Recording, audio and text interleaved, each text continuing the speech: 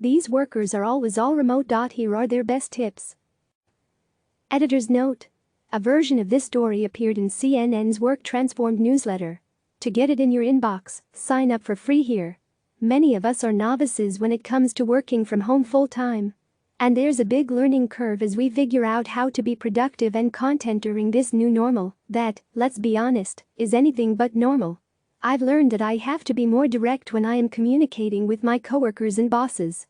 That writing down my daily schedule keeps me and my family more on track and sane.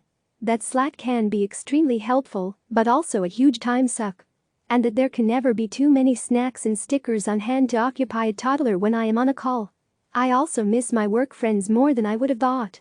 While it's taking me some time to adjust to this new work life, at some companies, remote work is all they know. So why not talk to some work-from-home veterans to learn all the tips and best practices that they've honed over the years? Be overly explicit. Give lots of detail when it comes to setting expectations, giving progress updates and requesting help. You may feel like you are being overly clear, but you probably aren't. Set regular check-ins to assess workloads and assignment progress. Set a schedule. Routines can help in the face of uncertainty. They also keep your family functioning smoothly and prevent you from working around the clock. Set your work hours and try to stick with them. That means making sure family members know they can't just drop in for a chat and avoiding getting distracted by the latest Netflix offering. Don't work 8 hours straight. We aren't wired to work for long stretches of time. Take breaks. You will feel better and be a more productive worker. Don't let the fear that people assume you aren't working as hard at home guilt you into working 12-hour days. Listen up, managers. Whatever you do, don't micromanage from a distance. It's not going to work. If you provide clear priorities and expectations with your team and make yourself available to help with any issues that crop up, you also have trust your employees to manage their workloads. And now is the time to be extra flexible. Do you really care if an employee works from 7 to 10 p.m. because they're also playing the role of teacher to their kids during the day? As long as the work is getting done. Staying healthy at home. Now that we've covered some of the best secrets of working from home, let's talk about staying healthy through all of this. There are a lot of unhealthy traps that come with working from home, like the constant snack grazing or the lack of exercise. But it doesn't have to be that way. Check out these tips on how to stay healthy or even get healthier while working from home.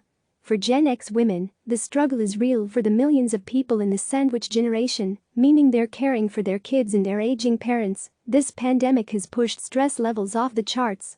And since middle-aged women in the US do the majority of caregiving for their children and their parents, as author and journalist Ada Calhoun told CNN, they are particularly feeling the pressure of this situation. This paragraph in particular stuck out to me. So it's now on Gen X women to keep their parents from dying while learning how to homeschool, while either working from home or dealing with a job loss and profound financial insecurity, and no social network aside from what we can cobble together online. It's a perfect storm of pressure. Read more of Calhoun's Q&A with CNN's Smitra Khalida and why she said, "This virus may be the anvil that broke the camel's back."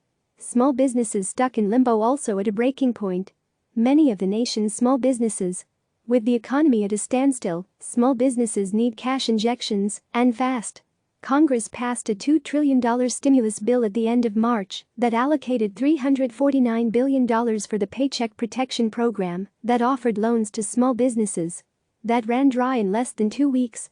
Lawmakers reached a deal Tuesday night that will add another $310 billion to the fund. Here's everything you need to know. But with the new funding comes more confusion. Some small business owners who applied under the first round still aren't sure where their application stands. 4 of them shared their stories with CNN's Jean Sahadi. One explained how applying for a loan was one of the most frustrating things I've ever done in my life, while a cafe owner in Minneapolis, who used his own personal savings to cover payroll, details the struggle in trying to decide whether to ask his staff to report to work next week. Read more about their plights to get a loan here. It's time we talk about your posture. Sometimes I can almost hear my mom telling me to sit up straight as I hover over my laptop, shoulders hunched, typing furiously. I know I am supposed to be sitting in an ergonomic chair with my feet on the floor, but that doesn't always happen. Fine, it rarely happens. But your posture plays an important role in your health. Stephanie Manser reports that regular workout routines aimed to improve posture can lead to less pain in your neck, shoulders, middle back, lower back and pelvis. And here's the good news. Adding just 20 minutes a day, 3 times a week can help. Check out these exercises that can easily be done throughout the day to help improve your posture. Coffee break. First comes love. Then come the postponed wedding. Then comes a year's worth of free beer. Bush Beer is offering couples who had to change their wedding plans because of the coronavirus a chance to win free beer for a year. The company will give 250 winners a $300 debit card, which can be used to buy 2 24-pack cases of beer per month. Cheers! Click subscribe to receive the latest news.